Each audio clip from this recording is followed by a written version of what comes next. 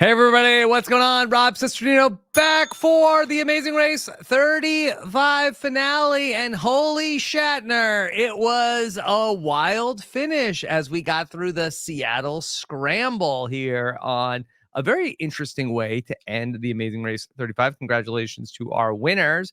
It's Greg and John, a come-from-behind win in the final leg, and we'll talk about all that and the tragedy for Joel and Garrett after being so close to an Amazing Race win. Of course, back with us, our Amazing Race panel. Of course, this is the person that I would go to for expertise in all sorts of what different bands are doing, Seattle or not. Jessica Liese, Jess, how are you? Great, Rob. I would caution against doing that with me because the last time I went to bar trivia, I found out that my music knowledge expired in like 2012. Yeah, same. I mean, it's Yeah. a hazard of our generation, Rob. Yep, I think it was a good run and ended at Call Me Maybe. So sounds about right. Yeah. Yeah. All right. What a way to go. Of course, this guy is here. If you are only listening to the audio podcast, you're doing yourself a disservice. Of course, ready to rock out. Here he is. It's Mike Bloom. Yes, this is where I announced that I am a drummer in a hit grunge band in Seattle, the Bloom 69s. We do illicit covers of B-52 songs, and we're really cutting up the charts. If we could just find that console, that's really the only thing that's keeping us from going number one. Yeah, I got to No, plug in wait. the amp. I am stuck on grunge covers of B-52 songs. Like, I know, Mike, you're quite a bit younger than we are, but these are two very, very separate. Yeah, Mike, things. could we hear a little sample? Could you do Rock Lobster? Yeah. We were at the beach. We had matching towels. We're right there. We're certified platinum, pretty much. Yeah. All right. So here we go. Amazing Race's 35 finale. And I think the big headline here is we ended this, I guess, as we started the previous Amazing Race with the Scramble. Jess, unprecedented, but was this a good way to do the Amazing Race finale? I think this is a fantastic way to do an Amazing Race finale. They said it themselves. They have no way of knowing what place they're in at any given point, and I think that raises the stakes significantly. And it was like we could follow it. We knew what place everybody was in, but it was also hard to gauge.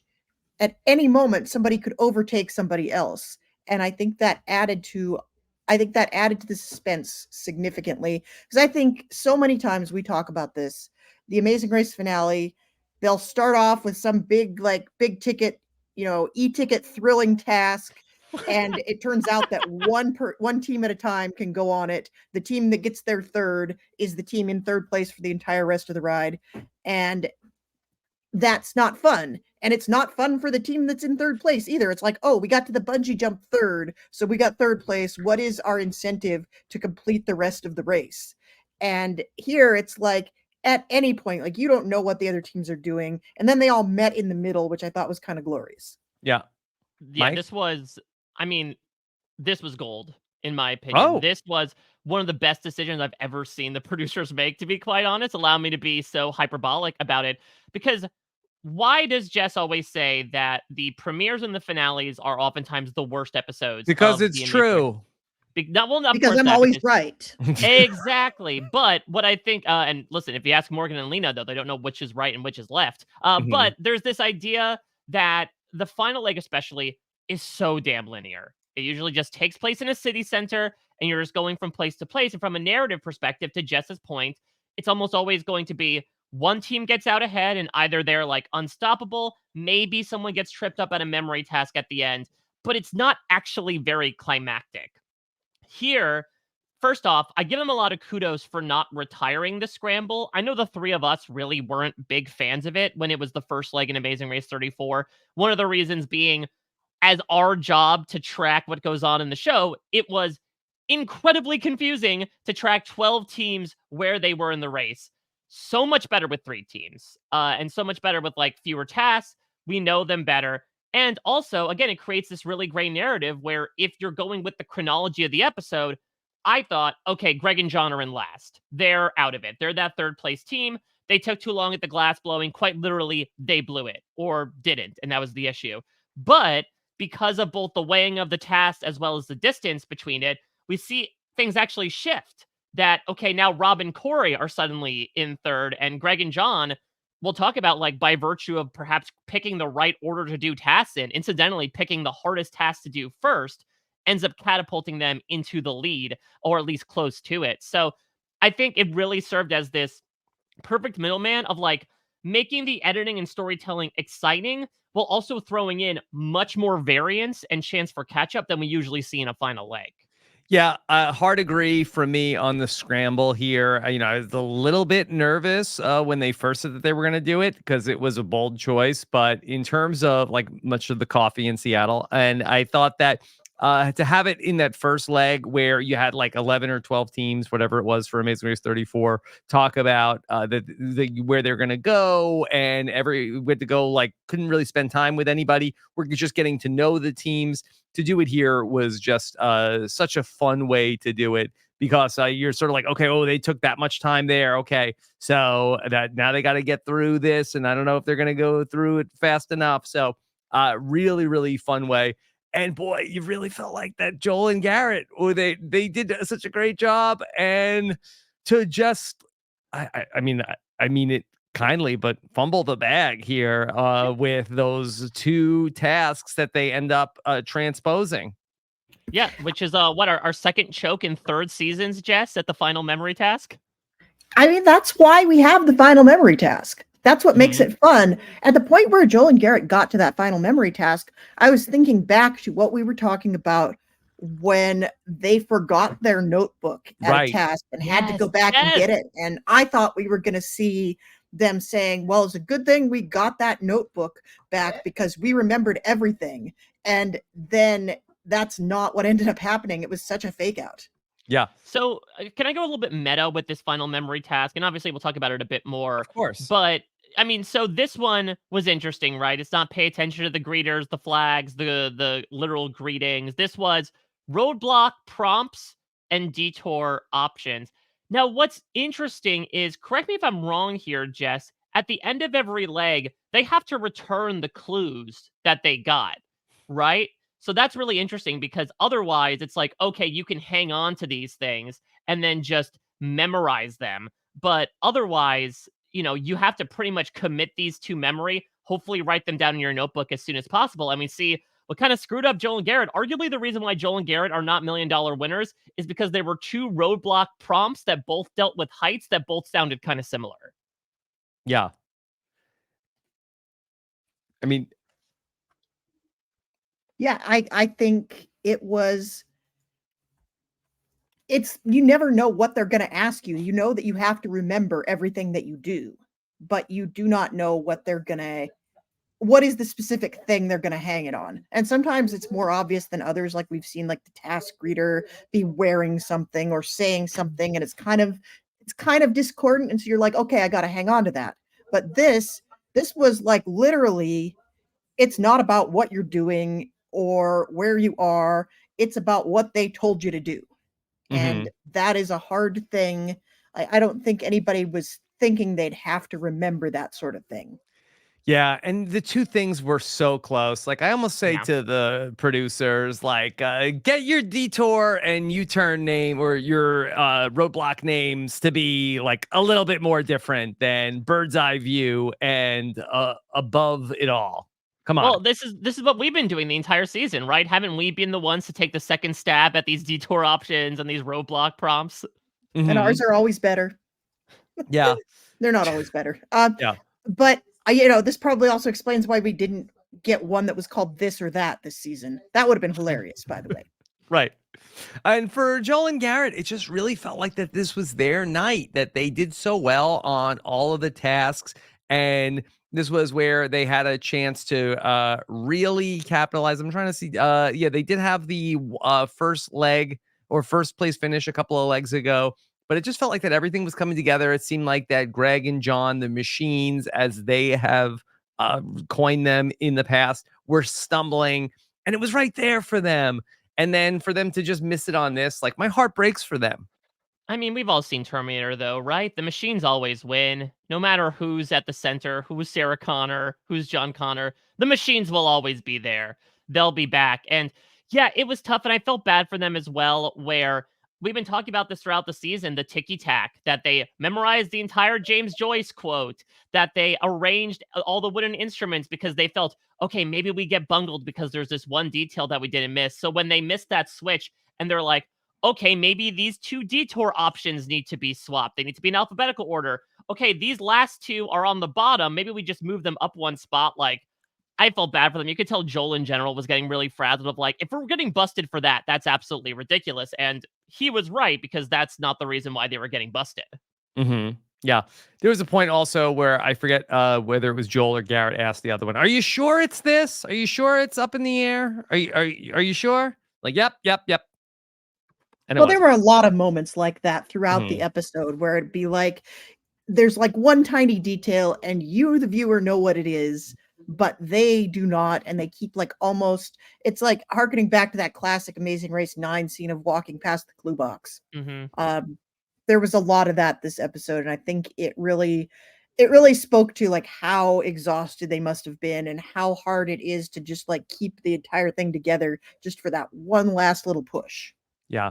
And then for Greg and John, it seemed like that this was an episode where they were making a lot of mistakes. And it seemed like that, as we heard them talk about before, you could be a great team and you could just have a stumble at the end. And it felt like that had come a couple of times.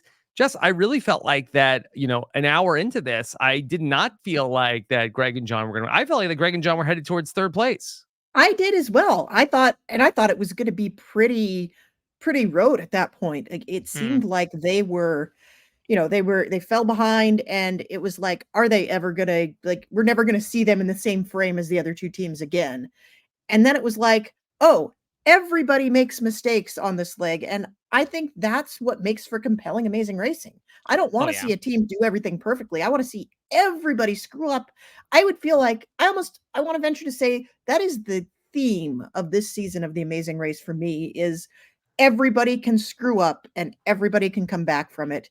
And you see people doing the most monumentally, mind-blowingly screw-uppy things and still being in the race and still living on. And even in the final leg, you don't have to do it all perfectly because everybody is doing it imperfectly. And I think, to me, that was what made this leg.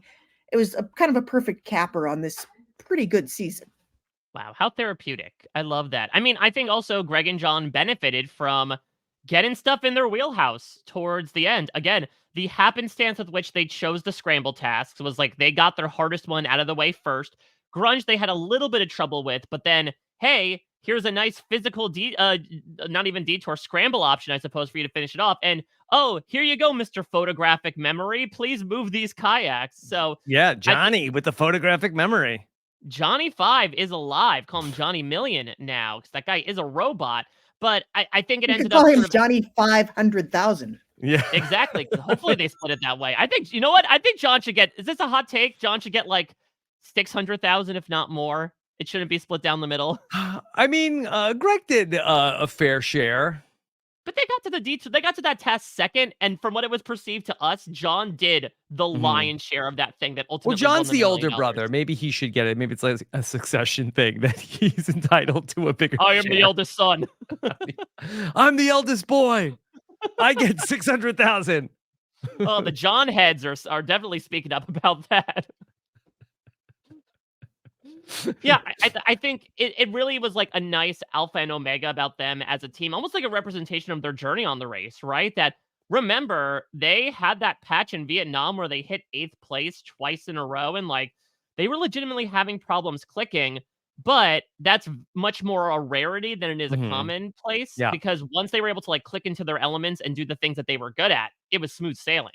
Yeah, and they were a dominant team that there were very few things that came up on this amazing race that were outside of their wheelhouse or things that they were not able to really excel at. Of course, they have that stretch between leg 6 and leg 9 where they go Nice.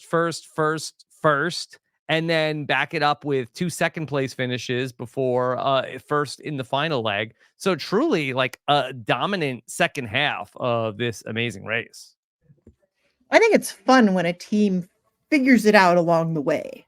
Like, of Mhm. course, the least interesting is, you have 2 teams that are duking it out for first and second the entire time, and then one of those teams ends up taking it home.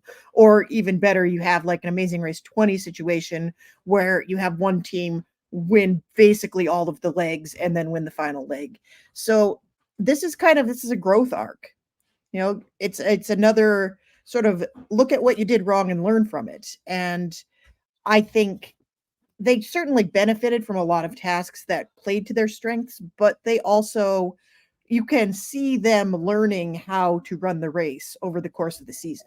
Yeah, it was an interesting season that it was kind of like wide open in the first half. And Yeah. then really we started to see where, Greg and John really started just to lock in and be sort of like the consensus biggest threats, especially as like Steve and Annalie, who really were sort of more dominant towards the beginning of the season, started to fade a little bit. Yeah, it's interesting to sort of do the trajectory, I should say, of like who were the leading contenders. Because first 2 legs, it was Jocelyn and Victor, Yeah. bar none. And then once they go, that's when Steve and Anna Lee kind of take over. Of they get first, and then in that like not leg, and then second, and then first again. Robin and Chelsea even squeak out a surprise victory there. But then pretty much from then on out, like once they hit Europe, it was John and Greg's to lose the Mhm. entire time. And so that's a really interesting story that I think maybe we didn't necessarily pay attention to amidst all the other stuff that's going on with all the other teams. That sometimes that happens on the Amazing Race. Not to say these 2 guys are not entertaining, they certainly are, but I think they maybe took a bit of a backseat to other teams that were a bit more dramatic, a bit more colorful, and were obviously engaging with a lot of other difficulties when they themselves, outside of like a couple of things, really didn't do that bad for the latter, Yeah. what, 2/3 of the season? And also, Mike, they were pretty much completely conflict free Yeah. through the entire race. And that's both In like a internally and surprisingly conflict externally. heavy yeah, it's in a surprisingly conflict heavy season for both intra-team and inter-team. Joel and Garrett were the ones that said, "Oh, we never yelled at each other." It seems like these 2 guys didn't either. Yeah. They had absolutely no drama with each other or with any other teams along the way on the Amazing Race when so many other teams were bickering and arguing with the other racers. Yeah, they were able to basically just like keep their heads down and just run their race. Which kind of leads to this being maybe like we were talking last week, this is maybe the least interesting of the 3 outcomes. Mhm. And we even said like they've had such a low profile. This is kind of maybe the least compelling story arc. But honestly, I think that's just testament to what a great job they did casting this season. Like I don't Yeah. think Mhm. there's a single dud in this entire cast. And we at the beginning of the season, it felt like legitimately like pretty much every team in it had a shot at winning if they got the right assortment of tasks and they picked up the right lessons along the way. And that is unusual for Amazing Race, to say the least. Like, there's always a couple of teams in there that's like, "Oh, we cast them for character moments, but we don't think they actually have a shot at winning." And so this was a very competitive season, full of some very big and interesting personalities, and Greg and John were never gonna be the big personality team, but I think they were it's better than them being the only team that's actually there to race. Yeah. The only thing I would say I was missing, because again, these seem like awesome guys. They had a great sense of humor and again had that sort of calm demeanor that I'm sure helped them get that $1 million prize. I think the only thing I was missing was that the emotional arc that they were talking about through the finish line of like Greg has to learn that he's great as well and he doesn't need to be in the shadow of his big brother. I think maybe it was just like the way the cards fell. I feel like we didn't really get that moment from Greg. Like it wasn't like a Kim Holderness moment, right? Where it was like she had so much self-doubt, but it turns out because she like took notes about literally every piece of garbage they came across on The Amazing Race. It won her and Penn the race. Like, I was Yeah. waiting for that moment from John. I was waiting for like, okay, John, this is your moment. I'm sorry, Greg, sorry, this is your moment to deliver. And not to say that we necessarily needed that, but it kind of felt like I'm glad there was some emotional satisfaction there for the two of them. I kind of just wish in a perfect world there would have been like a story beat that spoke to that. Yeah, Mhm. there wasn't a lot of intra-team there for either one of them. It's like the lesson was, you know, Greg wants to come out from under his big brother's shadow, but it turns out that he should just stay there. But it is also sometimes the Amazing Race teams feel like the team ends up being one single entity, and I felt that more about Greg and John than any other team in the race. Like, they were Yeah. just, Greg and John. There was like one Yeah. dude. Very I feel valid. like Yeah. that Greg, I remember feeling like Greg was doing more stuff in the beginning of the season. And then I feel like that John kind of took over in the second half of being the person who was kind of the MVP of this season, the Yeah, team. it seemed like, how we always, we joke about having the Ann Gary of the team. It Yes. felt like Greg was the dominant personality for the first half. And we saw him performing more tasks, and he was kind of the storyteller. But then John ends up being the main guy. Yeah. I love him as Johnny. I feel like that Greg didn't call him Johnny until maybe it's like they're recording the confessionals after they won and they were like extra excited. But yeah, I feel like that Johnny as a character probably like a little bit more exciting. Some more juice there with Johnny. He had some great lines. Mhm. Yeah. I think he was like he would sing to himself when he was stressed out. Like there were fun, quirky moments. Again, I think like to Jess's point, despite this being like maybe the least characters in the final three to win and not having as much of an emotional arc as Joel and Garrett or Rob and Corey, I really can't complain. I really enjoyed this final three. And I think them winning is also a proof of their validation of their performance, which I don't have the stats. I imagine the two eighth place finishes are gonna like tank their their average a little bit, but I have to imagine outside of that they have to be one of the best winning teams we've seen. Mhm. Yeah.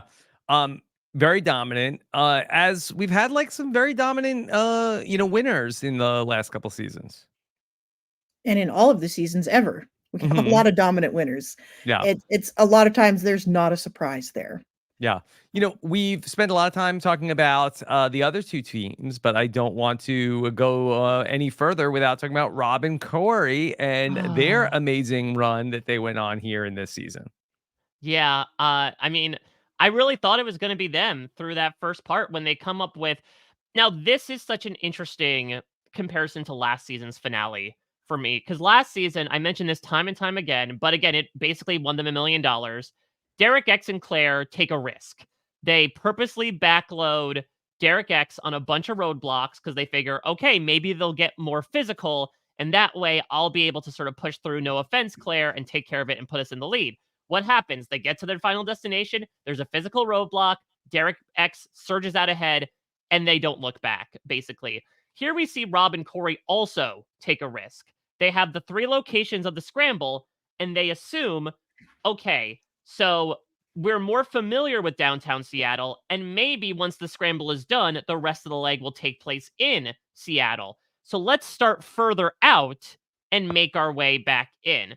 And I'm having trouble figuring out, like, what did them in? Was it Rob taking so many tries on the trapeze? Was it just like pure fortune that they chose their hardest task first and like worked Mhm. their way in? And at that point, they had kind of fallen from first to third? Or was it the brief snippet we got of them getting lost on the way to the memory task? Yeah, we luckily we know where these things are. We could probably look it up. What I was the Jess? Do you know what the place was that they had to go do the kayak challenge? Yeah, it was in Kenmore, which is north of the main city. So Rob and Corey were correct in like their gamble. It was the right gamble to take. I think it was just a matter of the tasks taking a bit longer Yeah. and then getting lost, I think was probably what ultimately did them in because you see on the map, they show the map of like the three things in Seattle Hmm. proper, and they are going like increasingly south. Like the furthest one out was the furthest south.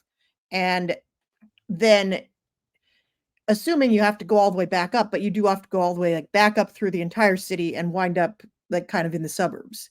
And so you really have no way of knowing where they're going to make you go next after you do those tasks.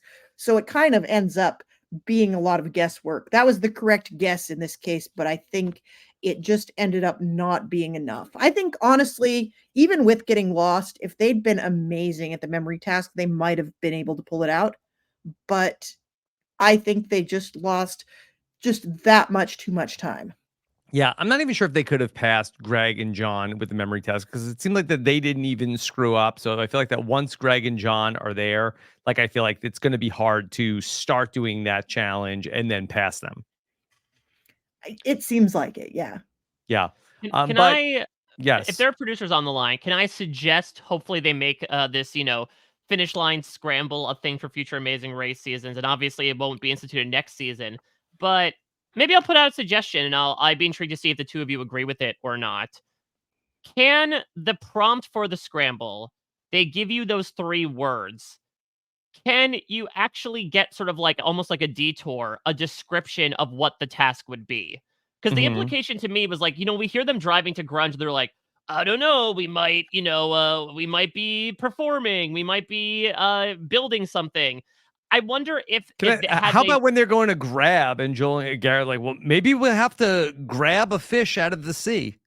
I mean, I thought maybe Garrett was on the right track with the first one of grabbing fruit. Because remember when we started this race and there were so many freaking shopping tasks and like Mhm. handling vegetation? But I think that almost like a detour, I think there's also a fun additional choice of, again, Rob and Corey go off the beaten path because they take the strategy of go with the furthest thing and work their way in. I kind of like the idea, though, of if you also know what each task entails, it's like you have to do all 3, and it's between a, dexterity, very finesse task, it's a puzzle, and then it's a physical task. It'd be interesting to see teams be able to make those choices also based on those prompts. Mhm. Yeah, I mean, that seems like a no-brainer. Yeah, I think it's interesting. I feel like they're probably gonna, like, overcorrect in the other direction, though, and what's gonna happen is you'll just get 3 words, and you have to pick which one you wanna do first without even know where you're going, is probably what is more likely to happen if, The Amazing Race is historically, to be believed there. I thought it was interesting, like, Rob and Corey are with their knowledge of the area, are speculating on where they think they're gonna end up going. And so they do this kind of predicated on, well, we haven't been to Pike Place Market yet. And guess what? They never end up going to Pike Place Market at all, which I understand why, because that area of Seattle at night is not going to be a very good leg or a very safe one, let's be honest. But I thought it was interesting in them, like, kind of going through this mental Rolodex of, like, what are the main sites and landmarks, and The Amazing Race final task almost never goes somewhere like that because they don't want Reality Fan Forum hanging out at the major landmark watching them do this, like, solving a puzzle underneath the Space Needle, and they know who leaves first. That would kind of ruin the whole thing. Although I shout out to Reality Fan Forum, they're very good about, even if they know who won, they only tell you who the final 3 is. They never spoil it that Nice. far, but, Mhm. not everybody is that classy. Mhm. Yeah. So we've talked about all the teams that, in all of our excitement, we failed to mention that we will have exit press coming up on Thursday with the final 3 teams. We will speak, of course, to Greg and John, the winners, Joel and Garrett, and then also we will be making some special accommodations for the interview with Rob and Corey. Rob and Corey have been in touch with CBS, and they have a very particular way that they would want to see the interviews posted. And so that interview will be exclusively on our YouTube channel, where we will be able to put captions onto Rob's signing for our interview with Rob and Corey. So that will not be part of our podcast. You'll have to go to YouTube for our conversation with Rob and Corey coming up on Thursday. And of course, Mike, not a problem for you on parade.com. Yeah, because I work primarily with the written word over there. Yeah, I'll have a full transcription of not only theirs, but all interviews. And I'm very excited. Again, as we talked about, like, this is a really great group of teams overall this season. And so I'm sure they're going to have a lot of thoughts about this final leg and about their overall journeys, because I think all 3 teams also have like great senses of humor as well. So I think we'll have a lot of fun, all 3 of us and all 3 of them. Let's talk about this final leg of the Amazing Race, the Seattle Scramble. And so the teams were headed from Ireland to Seattle for a trip to the Space Needle. And so both Robin Corey and then Johnny also said he had spent some time in Seattle, so that there was some familiarity. I got to think that that's got to be the thing where on the Amazing Race, that's just like the most like luck based, especially with that final leg of like, I've been to this city. I got this. Oh, yeah. I've been here. I mean, with no offense to the Beekman boys, that is 100% the reason why they won their season. But on the other hand, this is like how the Amazing Race, if we're going deep into the lore, this is how the Amazing Race initially becomes iconic, because we have a team making that assumption and completely failing. You have at the very last leg of the very first season, you have Frank insisting, oh, this is where we live. We're going to go right past my house. I know what roads to take. I know how to get there. And he ends up being wrong. Yeah, it's bad. It's bad. It's like a localization 5-hole. Yeah. And he was running it with his ex-wife, and at that point she's like, yeah, it's definitely over. This is not happening any further. Were they exes at the time? Yeah, I think they were separated, but they did get back together. Oh, really? They got back together for several years after that, and they had another child, and then they ended up splitting up for good. We spoke to Frank, I think ahead of the season 25 season. All right, because wasn't he in He was at the starting line. Yeah. Okay, Frank and Margarita. Yep, Frank and Margarita. Yeah, there you go. So then our teams were going to go to Seattle, go to the Space Needle for a little orbit around the Space Needle. Shout out to Frasier, now on Paramount Plus. Yeah, if they had really thought ahead of time, like, should Kelsey Grammer have been there? Probably not. He's in Chicago now, isn't he? Or no, he went back to Boston, right? Yes. I don't know. I watched the first 5 minutes of the new Frasier, and it's literally the worst thing I've ever seen on television. Oh, really? So I watched it. Now, wait, Jess, did you watch it in black and white, or did you watch it in color? I don't even remember. I felt like all the color was leached out of the universe. Yeah. The first time that laugh track kicked in on something that was not at all funny. Well, I feel like that it was a thing that I was like, oh, this is like not a thing that belongs in 2023, but I did feel like it was like a little bit of a throwback. Look, you could do a reboot. You could do a sitcom reboot well in 2023. Like the Night Court reboot, perfectly fine reboot. Yeah. Oh, nice. Frasier, upsettingly bad. I just need to know if Frasier Crane says the word woke. That's really all I'm curious about. I think he says it a lot, I think, from what I understand. No! Yeah. When we won't get into in what context. Okay. All right. So then let's go and walk around the Space Needle. This was fine. That I did like, though, that go find the man with the red and yellow tie. And if I had to guess, I would have said, like, I wonder if Mike has the red and yellow tie that this man has. I do, actually, yeah, because the colors of my fraternity were Harvard Crimson and Gold. So I do have that around. But listen, I opted for the much more uncouth look, I should say. If you see this guy standing in front of the gardens, like, there's something growing in those gardens that's probably, until recently, very illegal. Okay. All right. Well, head on over to the Chihuly Gardens and Glass Center for the Seattle Scramble is on. Grunge, grab, and glass. I feel like the Seattle Scramble sounds like a breakfast dish that should have clams in it. Yeah, I'll have the Seattle Scramble. It's like clams and Tillamook cheddar and apples. Oh my God. I'm not too mad at it, actually. It sounds awful. Apples and cheese go well together. Yeah. Okay. All right. So the Seattle Scramble, do you think that they started this just with the alliteration of like, or do you think they started with the idea for the scramble? Like, okay, where can we go? Sacramento? No. Yeah, is there like a Don Draper in the room that just like writes it on the whiteboard and leaves it there? And everyone's like, all right, how do we make that happen? It's not a final leg. It's a scramble. Wow. It's like the carousel. It's always turning. Like, but how will we know who's like? We won't. it'll be iconic. All right. So, all right, we're going to see Rob and Corey. They're going to go to grab. And then the other two teams we're going to go to glass. Let's just talk about the 3 tasks and then their degrees of difficulty. I guess let's do grunge last because that's where all the teams went last. Let's start with grab. This just seemed like this would be like a very high degree of difficulty where both partners had to do this. Like, I kind of feel like that there are probably many teams in Amazing Race history that I feel like would never be able to complete this. Like who?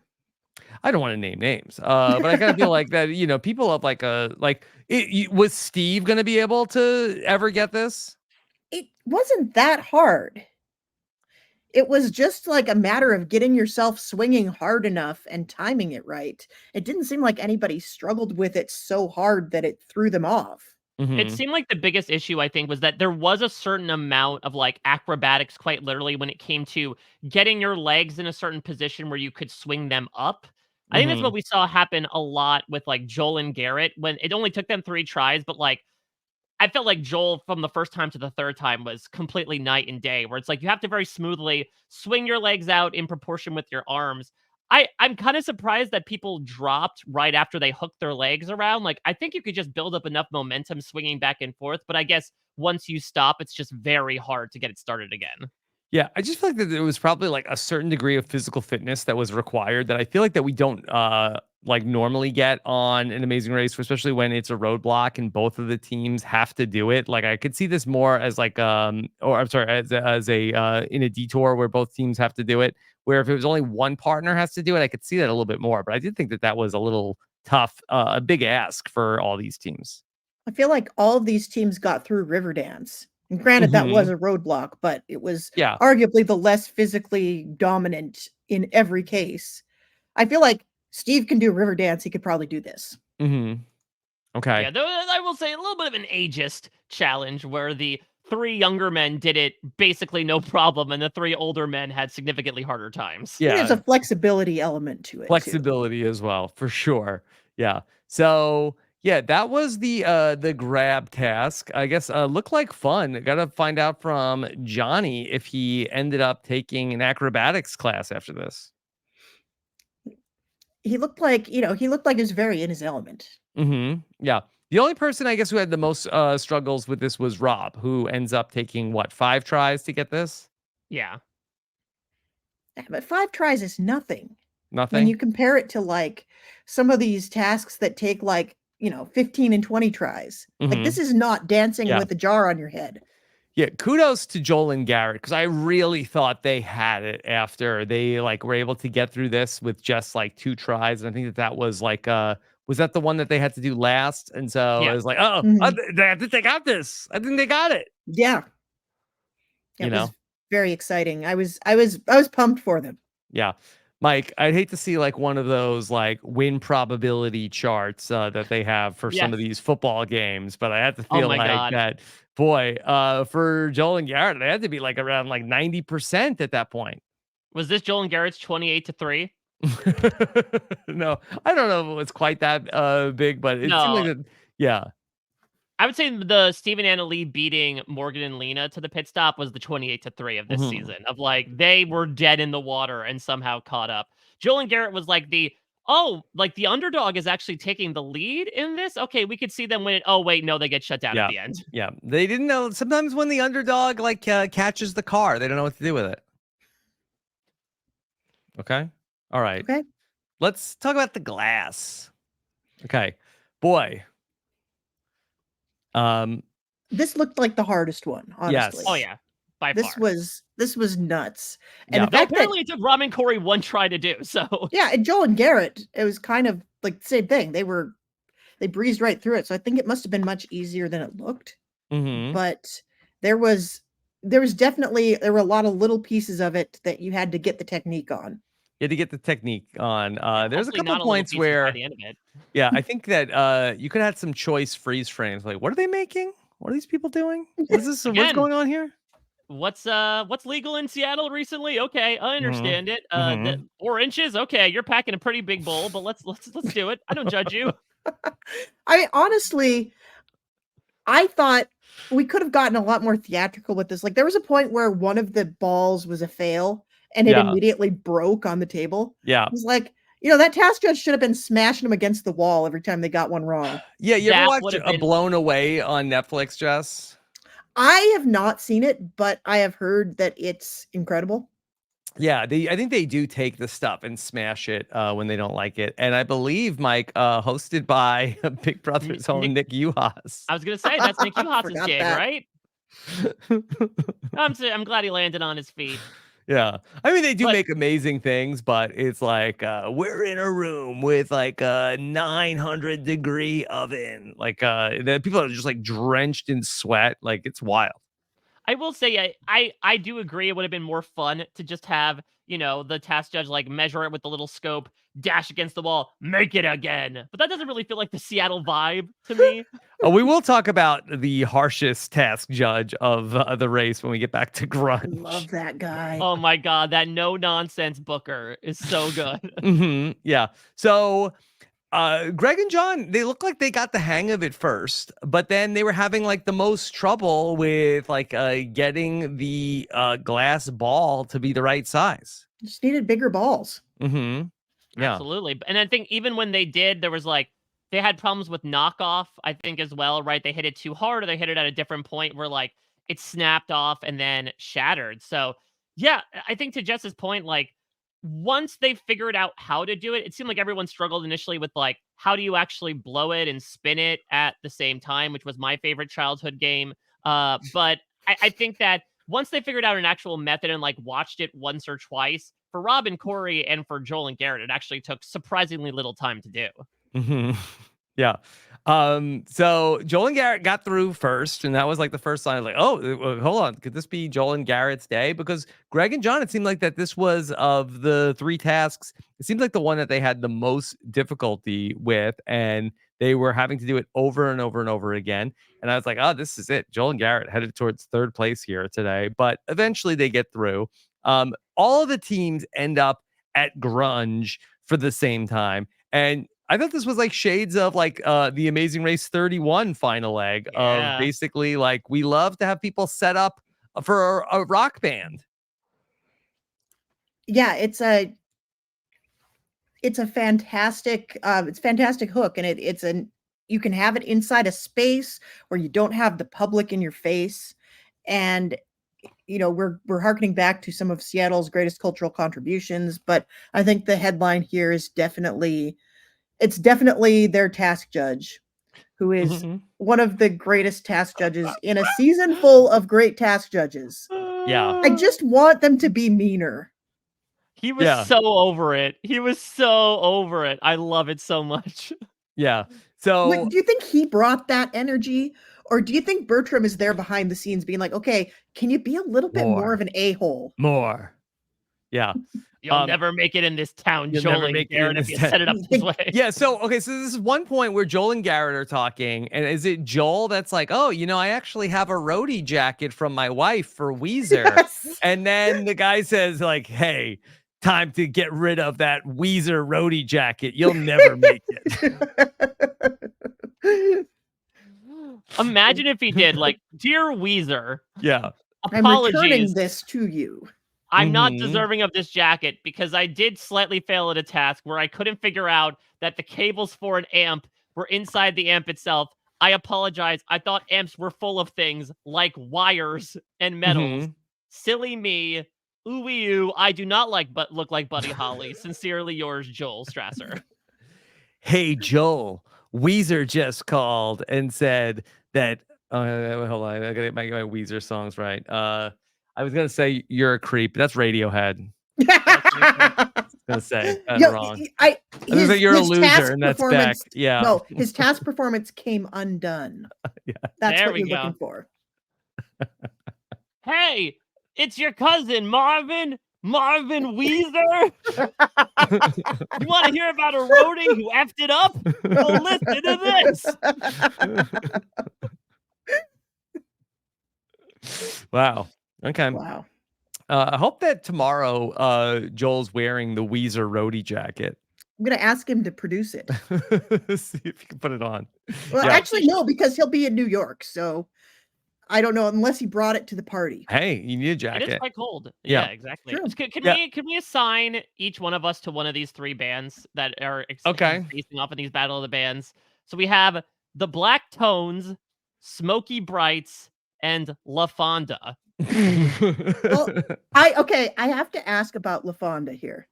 Is this a Napoleon Dynamite reference?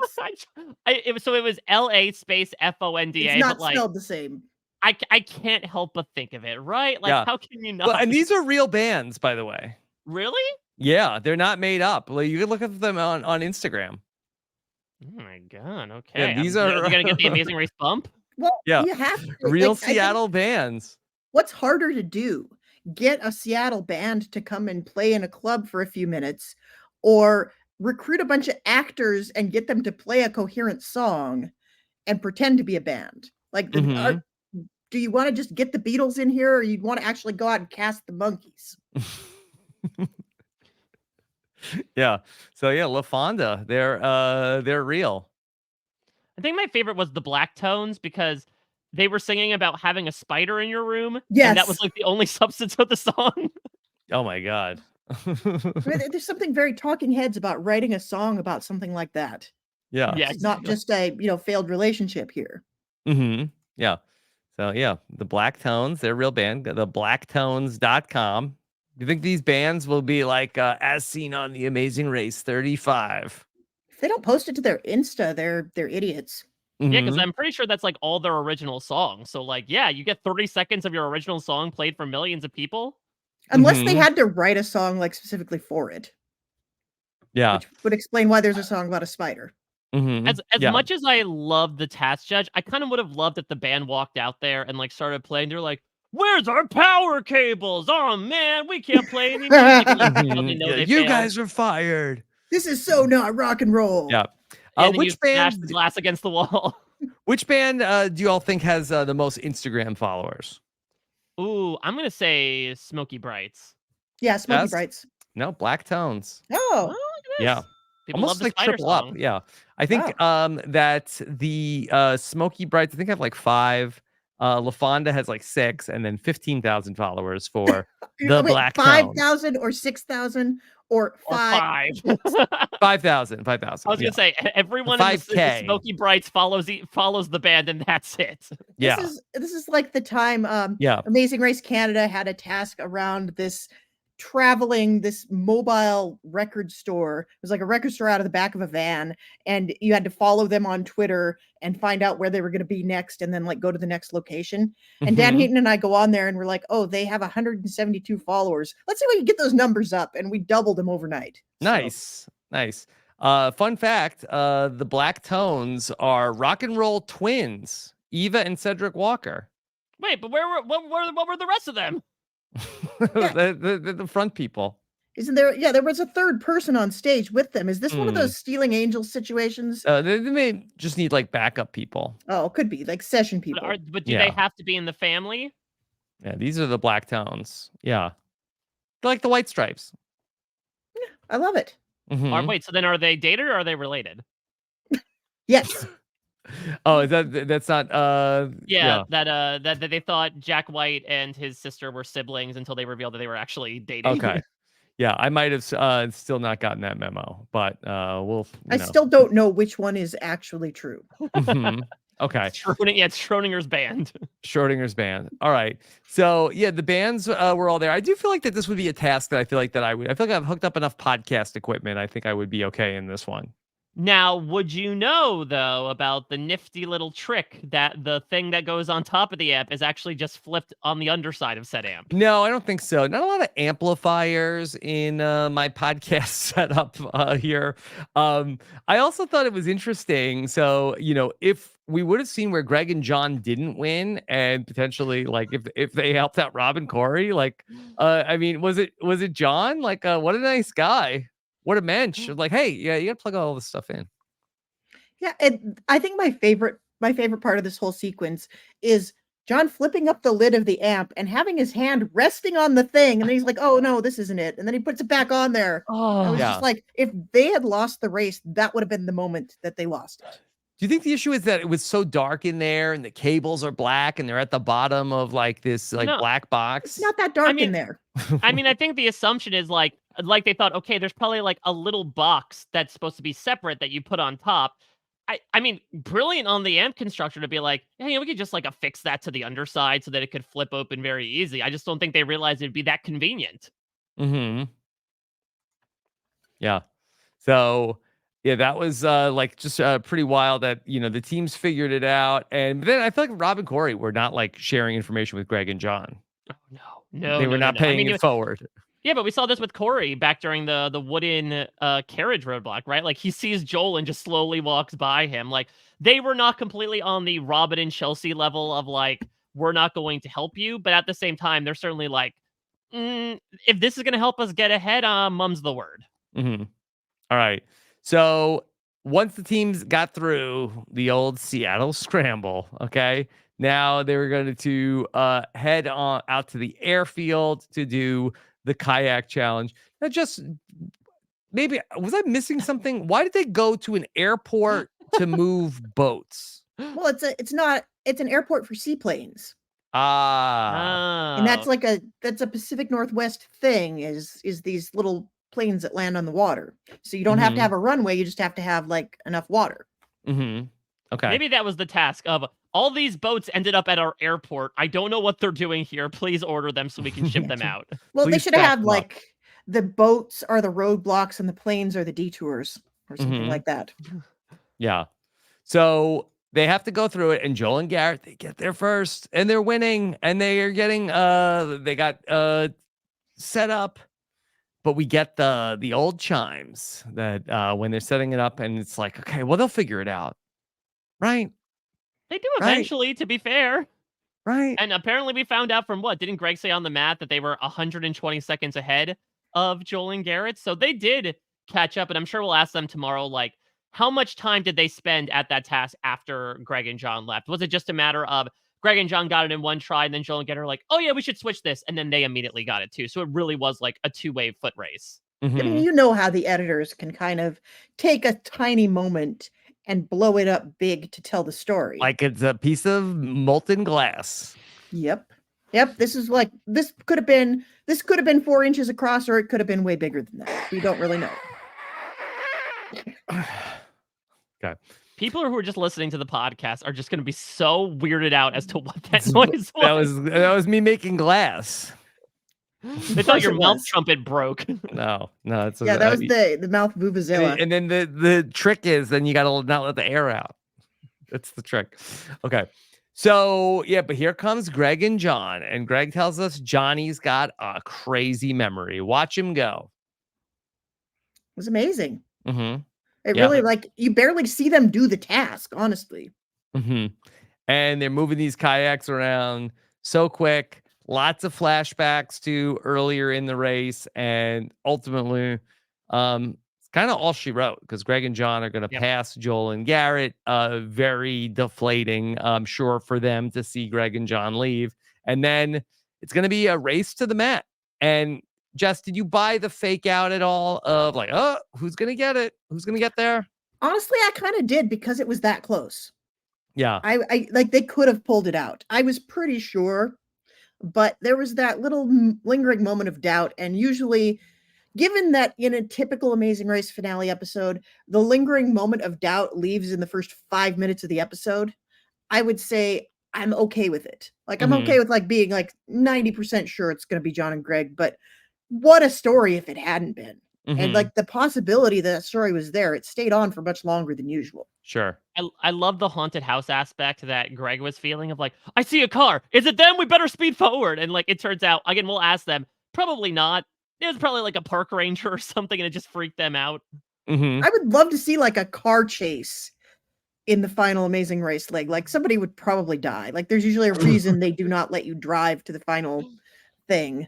I have a question about the editing of this sequence, like with the flashbacks throughout the memory challenge, because we lost something at the top of the episode that we typically I think it's been a few seasons since we've seen this, but it used to be like a staple of the final leg. You would have Phil narrating the recap, and then it would show every team, and it would show Phil eliminating every team in sequence. And this time they split screened all of them at once. Yeah. I want to know how you guys felt about that. Do you miss it at all? I mean, I missed it, but it was too many teams, right? They had to eliminate 10 teams, the most in Amazing Race history. They're like, yeah, we have 90 minutes, but we still have a lot to get through. I don't know, but yeah, we still have 90 minutes. I wonder maybe in Amazing Race 36, when we maybe do not have as much footage and we have the 90-minute time slot, I wonder if maybe we definitely get that in the final leg. Yeah, the recap of the final leg in 36 is going to be 30 minutes long. Yeah, well, it's also like I felt like their narratives that they do, because Phil also kept that in, right? That he like usually recaps the journey for the 3 teams.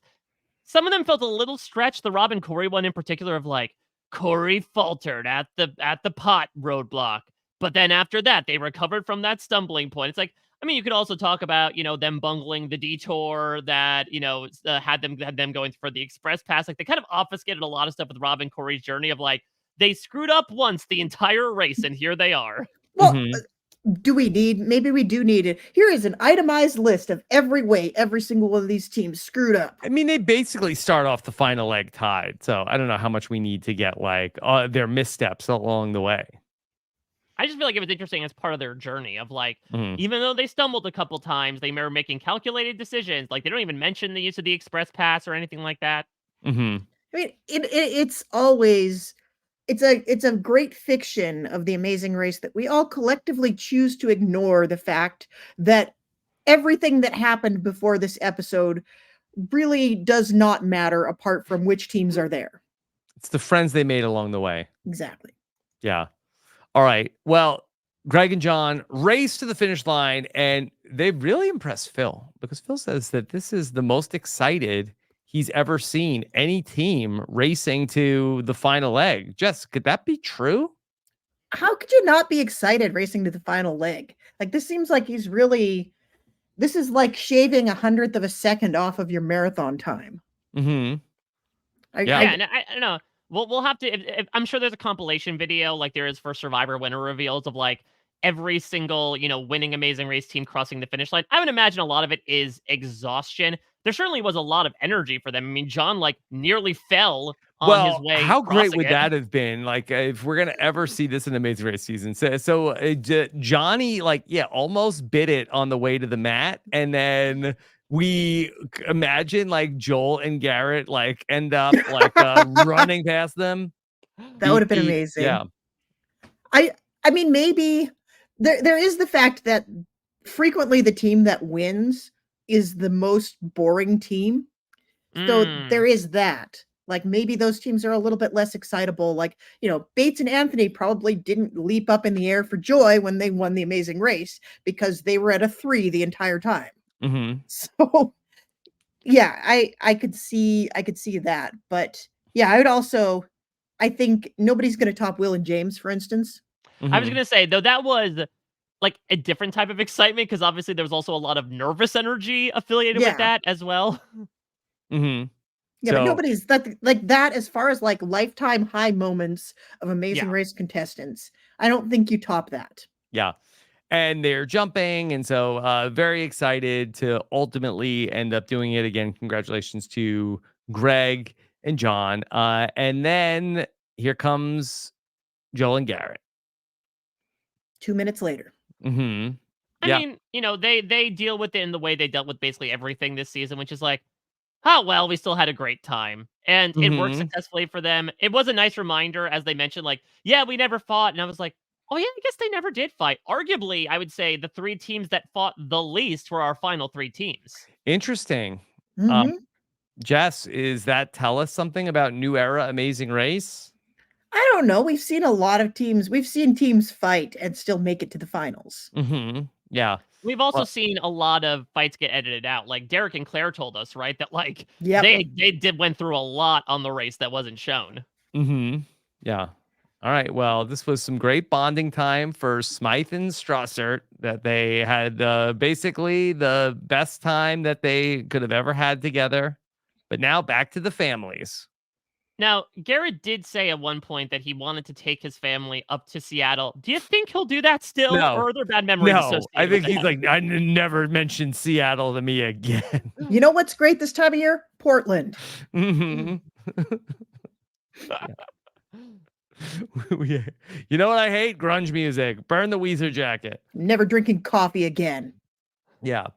But no, it Sleepless was in a great what? run for them. Yeah, that they were like, they did not have the easiest road to get here to the final three. They were sort of like at times like at the back of the pack, and so for the Joel and Garrett team, like this was a good run for them.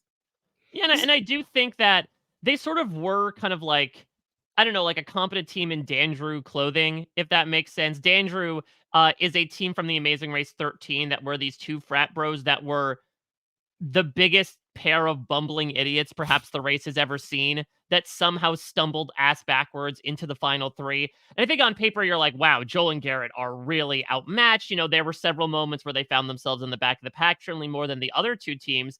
But like they have their flashes of competence and skill, and that came to show here.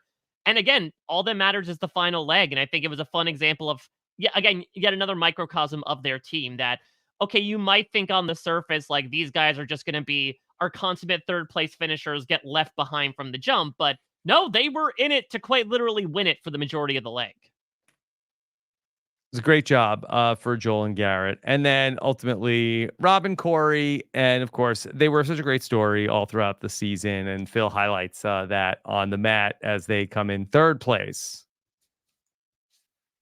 Yeah, Yep. that was beautiful. I love their bond. Loved seeing them. They were funny. They were competitive. Like just a team that you love to watch. Mhm. But I felt for them getting third place here. I thought they were going to finish higher.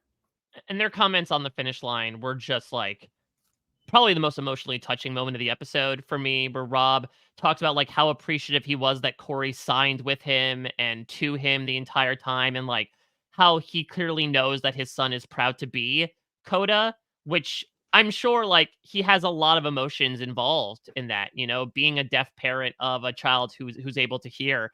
But the fact that he has said yet time and time again he is so proud of his son, and for him to also kind of show gratitude to him in this moment as well really touched me. Yeah. No, they had a really great relationship and very nice to see in terms of like just how close Rob and Corey are and how well they get along. Like we didn't even get like a sense of like from whether it was like Rob getting frustrated with Corey or Corey is like, oh, here we go again, Dad. Like whatever, Dad. They didn't have any of that. So that's parenting goals. Yeah, I love it. Mhm. I don't think that would be my situation on The Amazing Race.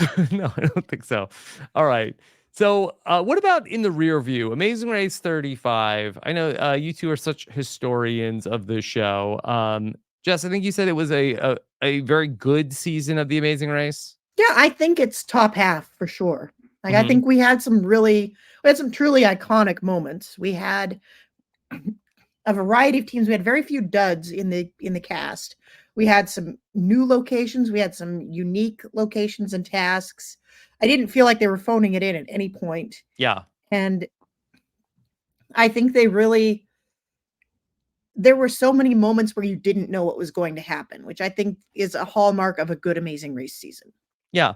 Mike, they really built this season as, oh, this is old school Amazing Race. This is classic Amazing Race. We're going to see teams go. I mean, they went to the airport like once, we saw some bookings, plane tickets, but overall, I mean, what were our issues with this season? I mean, literally, we were begging for scraps for that. So, like, Mhm. I will feast upon anything. I will go so far as to say this is the best Amazing Race season since probably 31.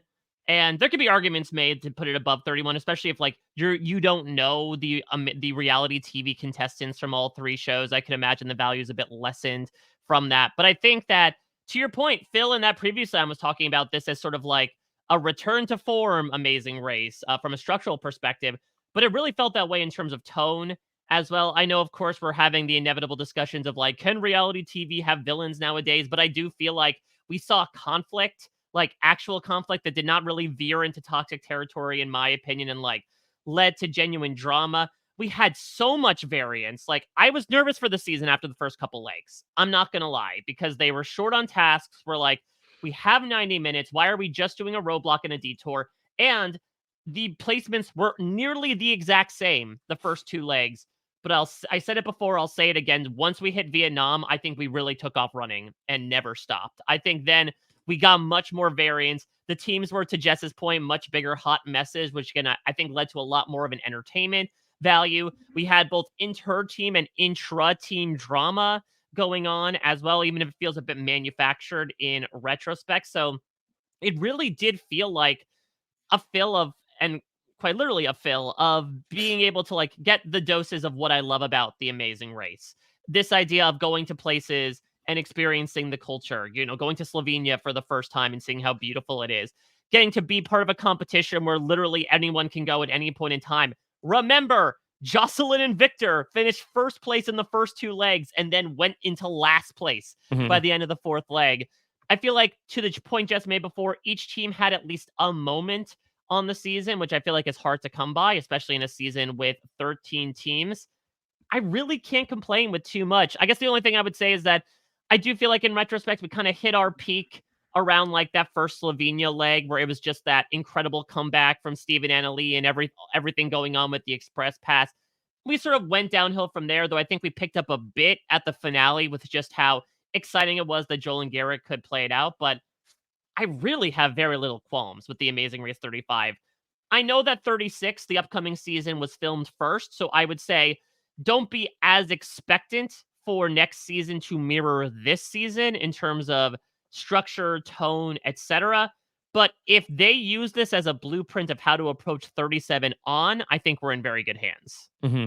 Yeah, but I do think that the future of 90-minute Amazing Race is definitely in question. I get the sense that Survivor wants the 90-minute episodes. I feel like that, I don't know, have we heard anything from the Amazing Race production that they want 90-minute episodes? Everything I've heard has seemed to imply that they do not. That they would prefer not to. Yeah. It's like, well, I guess we have to. We're team players, but this isn't our choice. Yeah, like, I think we weren't supposed to be here. I'm sure Phil would jump on 90-minute Tough as Nails if they offered it to him. Oh, yeah. 2 hours. Oh, yeah. Easily. Oh, yeah. No, make it a full 3-hour block of Tough as Nails. Yeah, we could really get into everything. All the live feeds damn of Tough as Nails. Nails. Yeah. So, well, maybe not. I don't know if I want Tough as Nails people on live feeds. Maybe not. We could get into everybody's backstory more. So, yeah, that would be great. But unfortunately, we'll see what happens in the future with 90-minute Survivor and The Amazing Race. But I do think that Survivor does really love the 90 minutes. You just got to fill that other 30 minutes on the schedule. Yeah, and they, I mean, for what it's worth, I think they've used Ghosts it with UK. Perhaps just 3 Ghosts UK episodes. I will say, really strong fall season of CBS reality TV. I know we have a couple of episodes left of Survivor at the time we're talking, but I know this was a big experiment to do these 90-minute episodes, and I feel like we ended up being 2 for 2 on this big risk. Yeah. All right. Anything else about the Amazing Race 35 finale before we then have our exit press on Thursday? All right. Good times. Always good times talking to you guys. Yeah, always fun. I think that was the thing, is that even in episodes where it felt like, especially early on, where like nothing was really moving and nothing was really happening, I always have a great time no matter what the quality of the episode to come on and talk with the two of you. And thank you for keeping straight faces while I wear absolutely absurd It wasn't always easy. It wasn't always easy. I didn't always do that. Yep. Then, Mike, do we know the premiere date for Amazing Race 36? Yes, Amazing Race 36, I believe, is premiering March 1st. Let me just double check right now. Oh, no, sorry. Wednesday, March 13th, actually. Halfway through March. Okay. Yeah, well, because they're doing 2-hour episodes of both episodes 1 and 2 for Survivor 46, which is premiering, I believe, February 28th. Okay. All right. So it'll be some March Madness when the Amazing Race comes back. All right. Jess, for you, still quiet on the podcast front? Pretty quiet on the podcast front. Yeah. Taking a little bit of a hiatus. All right. Going on vacation with my family. So. Oh, okay. Anywhere fun? Yeah, we're going to Universal Studios Super Mario Nintendo World. So. Wow. Ooh. Okay. All right. Well, enjoy that. Looking forward to hearing how it all goes. Congratulations on another season of podcasting in the books for The Amazing Race. And then, Mike, I know it's never slow for you. I mean, we're like slowing down a smidge. The heart rate's decreasing a bit. Rob, if you can believe it, our, buck wild coverage of CBS reality TV is finally coming to an end for The CBS. light is at the end of the tunnel. We have this, which obviously is coming to a conclusion this week. As we mentioned before, we're both going to be, and Jess as well, are going to be interviewing all 3 teams. And then next week is the big Survivor finale. Of course, I will be on with you this Monday for our seasonal feedback show, sure to be filled with shenanigans as well for a shenanigans-filled season of Survivor.